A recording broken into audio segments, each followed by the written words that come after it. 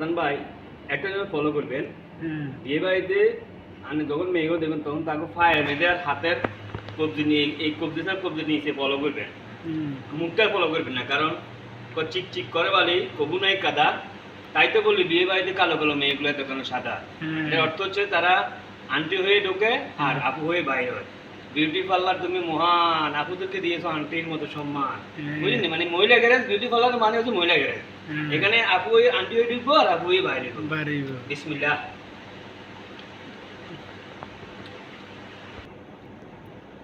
আহা, নারী অভিনেতা সেরা রে। আহা,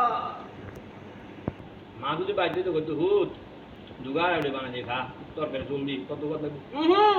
মা কো কি পাট না, আই রাইতে বুঝি রুটি খেতে মাছি আর ভাত লাগবো কিন্তু গই নিজের মতন উঠছে কোনায় ভাত কোনায় কি রুটি আছে রুটি খাই লাগতেছে, কারণ তেলগুন বাজাই তৈব শুধু আমি নাই, হাজারো প্রবাসী আছে।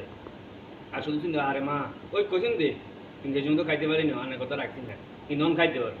এটা হচ্ছে প্রবাস। আসো আসো আসো প্রবাস আসো, যখন 12টা একটা হতে ভাত রাখবে, ভাত খেয়ে বুঝতে মা 3টা বাজে গেছে, আর এত কথা বাইরে তো ঘুমাইছে তুমি।